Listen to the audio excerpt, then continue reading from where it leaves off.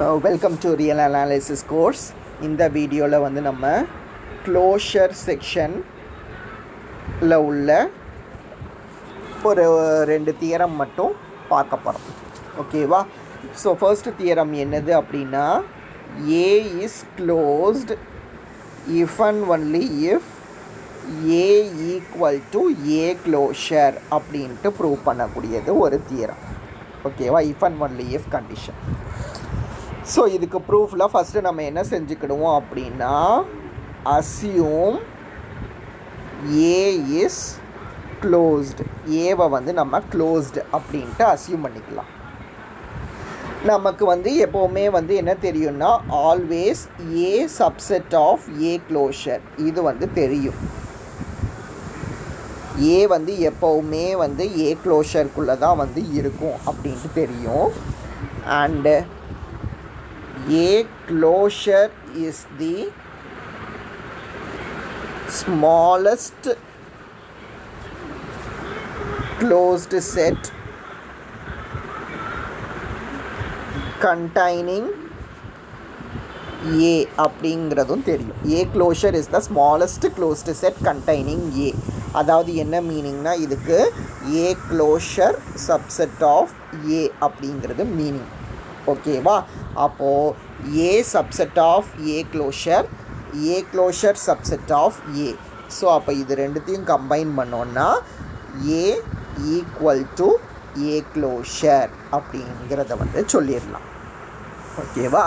So ஏ வந்து க்ளோஸ்டாக இருக்குன்னு assume பண்ணிக்கிறோம். ஏ வந்து க்ளோஸ்டாக இருந்தால் A subset of A closure அப்படின்ட்டு சொல்லிடலாம். But A closure is the smallest closed set containing A அப்படிங்கிறது நமக்கு தெரியும். அதனால A closure is subset of A அப்படின்ட்டு சொல்லுவோம். ஸோ ரெண்டையும் கம்பைன் பண்ணும்போது A equal to A closure அப்படிங்கிறது வந்து கிடச்சிரும். ஸோ கான்வர்ஸ் பார்ட்டுக்கு பார்த்தோம் அப்படின்னா, A equal to A closure அப்படின்ட்டு அஸ்யூம் பண்ணிக்கலாம். நமக்கு என்ன தெரியும் அப்படின்னா வந்து ஏ க்ளோஷர் வந்து க்ளோஸ்டு அப்படின்ட்டு தெரியும். ஏ க்ளோஷர் வந்து க்ளோஸ்டு அப்படின்ட்டு தெரியும். ஏன்னா ஏ க்ளோஷர்னாலே என்னது அப்படின்னா, it is the intersection of closed sets. ஓகேவா?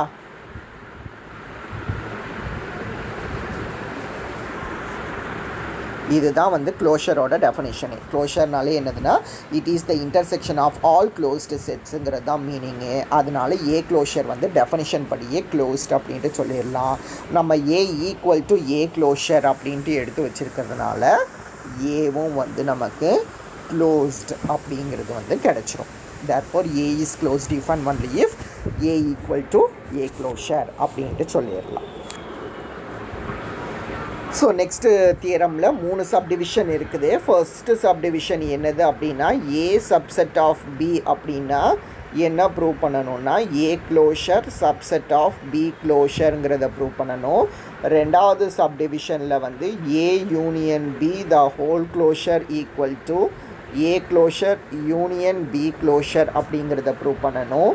அண்டு தேர்டு சப்டிவிஷனில் வந்து A intersection B the whole closure is subset of A closure intersection B closure அப்படிங்கிறத வந்து ப்ரூவ் பண்ணணும். ஸோ 3 சப்டிவிஷன் வந்து ப்ரூவ் பண்ணணும். நம்ம ஒவ்வொரு சப்டிவிஷனாக வந்து செய்யலாம். ஸோ நமக்கு வந்து ஃபஸ்ட்டு சப்டிவிஷனில் வந்து ஏ சப்செட் ஆஃப் பி அப்படின்ட்டு ஸ்டேட்மெண்ட்லேயே நமக்கு கொடுத்துருக்குறாங்க. இப்போ தான் நம்ம பார்த்தோம், எப்போவுமே வந்து always A subset of A க்ளோஷர்னு சொல்கிற மாதிரியே B subset of B closure அப்படின்ட்டு சொல்லலாம் டெஃபினிஷன் படி. So B subset of B closure அப்படின்னா இதை வந்து நம்ம எங்கே அப்ளை பண்ணலான்னா, இந்த இடத்துல வந்து அப்ளை பண்ணலாம், B subset of B closure அப்படிங்கிறது. ஸோ அப்போ இதை வந்து நம்ம இந்த ஃபஸ்ட்டு டேர்மையும் லாஸ்ட்டு டேர்மையும் வந்து கம்பைன் பண்ணோன்னா நமக்கு என்னது கிடைக்கும்னா, A subset of B closure அப்படிங்கிறது வந்து கிடைக்கும்.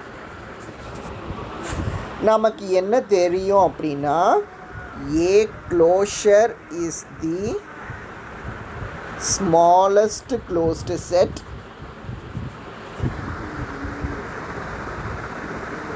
கண்டைனிங்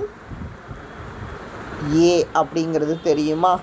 இதையே சிம்பாலிக்கில் எப்படி ரெப்ரசன்ட் பண்ணுவோன்னு சொல்லியிருந்தோன்னா A closure subset of A அப்படின்ட்டு ரெப்ரசன்ட் பண்ணுவோம் அப்படின்ட்டு சொல்லியிருந்தோம். ஸோ இப்போ இந்த இடத்துல என்னது இருக்குது அப்படின்னா ஏ சப்செட் ஆஃப் பி க்ளோஷர்னு இருக்கா.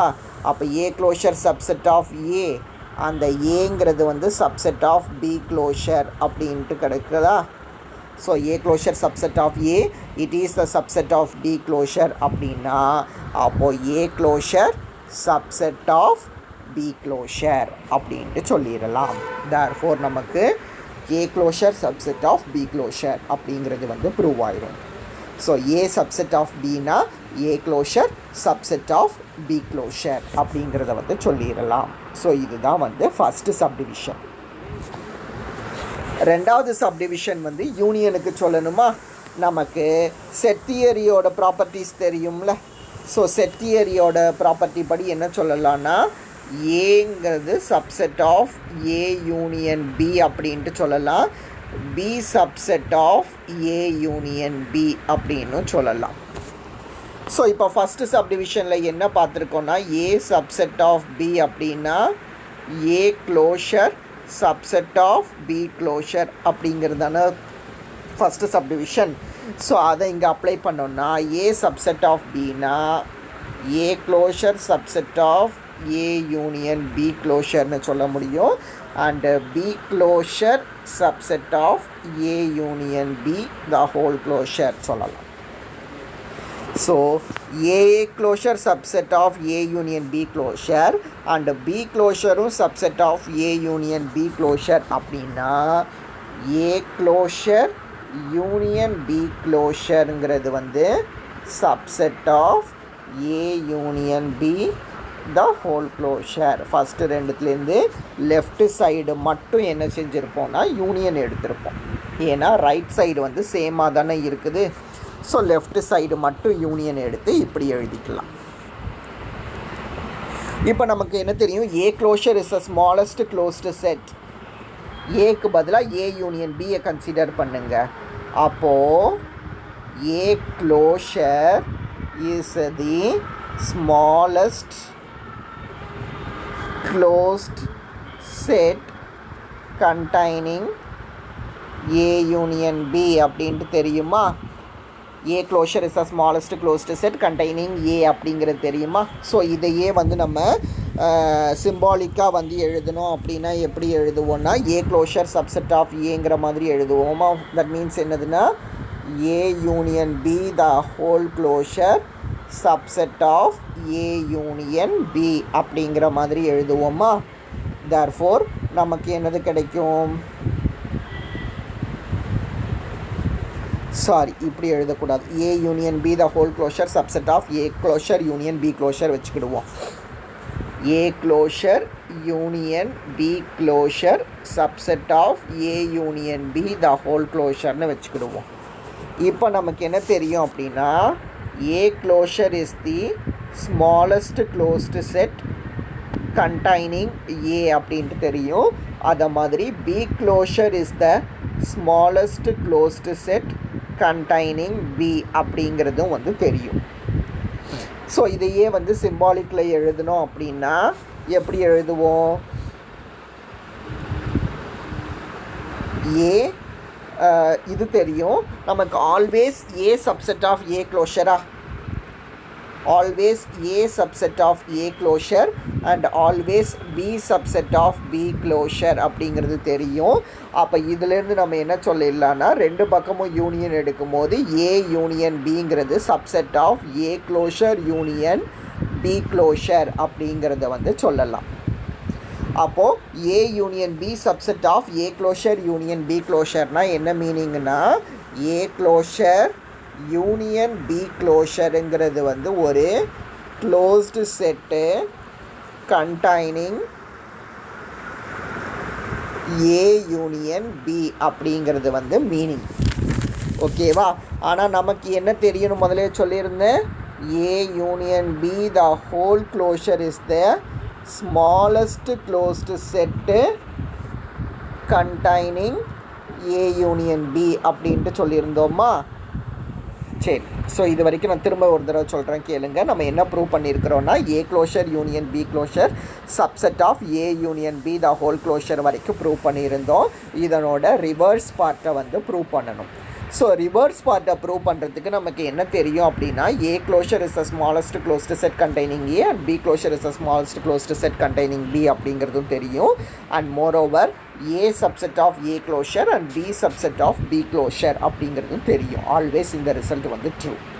ஸோ இதுக்கு ரெண்டு பக்கமும் யூனியன் எடுத்தோன்னா A union B is subset of A closure union B closure அப்படின்ட்டு எழுதிக்கலாம். அப்போ இதுக்கு என்ன மீனிங்னா ஏ க்ளோஷர் யூனியன் பி க்ளோஷருங்கிறது தான் வந்து ஒரு closed set containing A union B அப்படிங்கிறது வந்து meaning. But A union B the whole closure is the smallest closed set containing A union B அப்படிங்கிறது நமக்கு தெரிஞ்ச ஒரு ரிசல்ட். ஓகேவா? ஸோ நமக்கு எப்படி கிடச்சிருக்கு அப்படின்னா A union B is contained in A closure union B closureங்கிறது கிடச்சிருக்குது. ஆனால் A union B the whole closure is the smallest closed set containing A union Bங்கிறது வந்து நமக்கு தெரிஞ்சது. ஸோ அப்போ இது ரெண்டையும் நம்ம கம்பைன் பண்ணோன்னா A union B the whole closure is subset of A closure union B closure அப்படின்ட்டு கிடைக்கும்.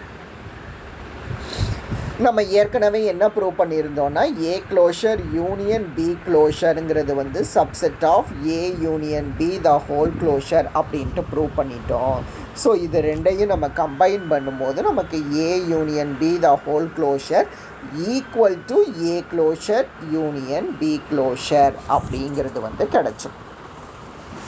ஓகேவா? இதுதான் வந்து ரெண்டாவது சப்டிவிஷன். தேர்டு சப்டிவிஷன் வந்து இன்டர்செக்ஷனுக்கு சொல்லணுமா?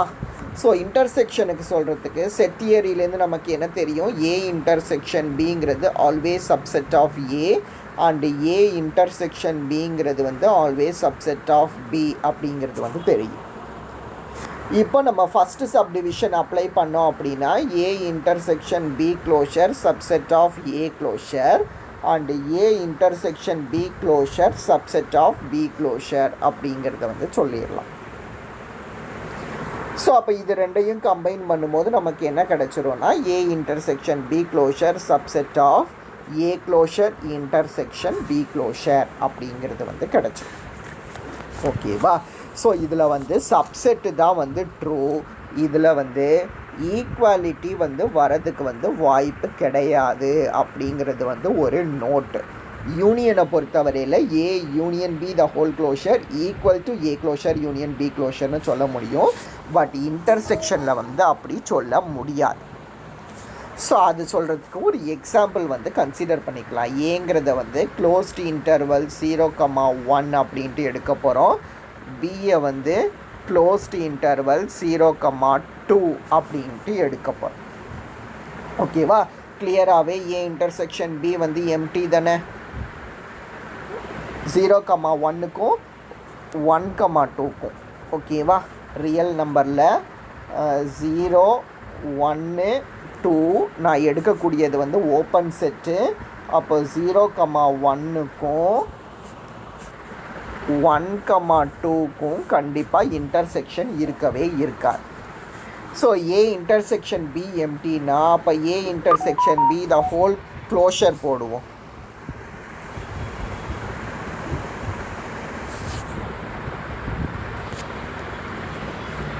ஏ intersection B the whole closure போட்டோம் அப்படின்னா அது empty closure. So empty closure equal to empty. ஓகேவா? ஸோ இப்போது A closure intersection B closure பார்க்கணும். A closure intersection B closure பார்க்குறதுக்கு ஏ வந்து 0,1 அப்போ ஏ க்ளோஷருங்கிறது என்னது அப்படின்னா க்ளோஸ்டு இன்டர்வல் 0,1. ஏங்கிற அதை மாதிரி பிங்கிறது வந்து 1,2வா? அப்போ பி க்ளோஷருங்கிறது வந்து க்ளோஸ்டு இன்டர்வல் 1,2. அப்போது A closure intersection B closure பார்த்தோம் அப்படின்னா அது க்ளோஸ்ட் இன்டர்வல் 0,1 இன்டர்செக்ஷன் 1,2 அப்படின்ட்டு கிடைக்கும். ஸோ இது ரெண்டுத்துக்கும் இன்டர்செக்ஷன் போட்டோம் அப்படின்னா நமக்கு வந்து 1 அப்படிங்கிறது வந்து வரும். ஓகேவா? அப்போ நமக்கு வந்து இது ரெண்டுத்துக்கும் இன்டர்செக்ஷன் 1 தானே, ஏன்னா க்ளோஸ்ட் இன்டர்வல் தானே. அப்போ 1 வந்து 2 இன்டர்வல்லையுமே சேரும்ல. 0,1லையும் வந்து 1 வந்து இன்க்ளூட் ஆகும், 1,2லையும் 1ங்கிறது வந்து இன்க்ளூட் ஆகும். ஓகேவா? அப்போது ஏ க்ளோஷர் இன்டர்செக்ஷன் பி க்ளோஷருங்கிறது வந்து சிங்கிள்டன் செட் 1ன்னு கிடைக்குது. Whereas A intersection B the whole closure பார்த்தோம் அப்படின்னா வந்து எம்டி அப்படின்ட்டு கிடைக்குது. Therefore A intersection B the whole closure not equal to A closure intersection B closure அப்படின்ட்டு வந்து சொல்லலாம். இதுதான் வந்து இந்த நோட். ஓகேவா? ஸோ இந்த 3 ரிசல்ட் வரைக்கும் இந்த வீடியோவில் வந்து பாருங்கள்.